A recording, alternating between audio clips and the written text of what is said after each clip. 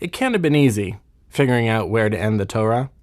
There have already been floods, and explosions, and homecomings, and regime changes. It's hard to end something with a bang when it's been banging all along.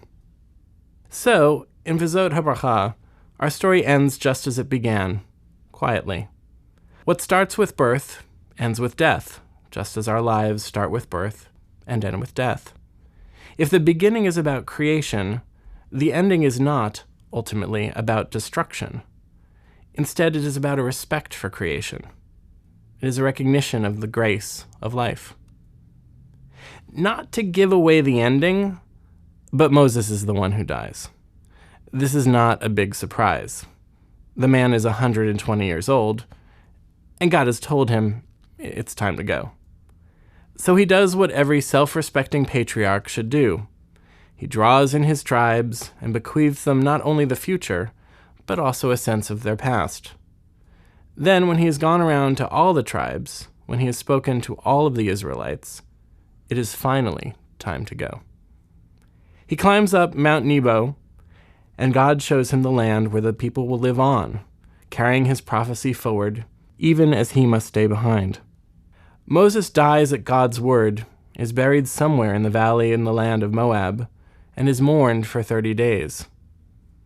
He is the last prophet to know God face to face. He is one of a kind, and he is gone. The end. Only not. A good ending is never an ending. A good life always goes on. We don't need to see the descendants go where Moses couldn't go. We don't need to be told that things will work out, that he won't be forgotten, because here we are. At the time Moses died, he was 120 years old, the oldest Israelite alive. Now that age is within reach. Just 2 days from when this is being written, the oldest woman in the world died at the age of 115. Her name was Gertrude Baines, and she was the daughter of black slaves in the American South. Over the course of her life, not only did she get the right to vote, but in her last year, she voted for a black man for president, proving you don't need to be a prophet to see a lot in 120 years. And you don't need to be Moses to have an ending worthy of a life. The end. Only not. Chazak, chazak, v'nit chazek. Be strong, and maybe be strengthened.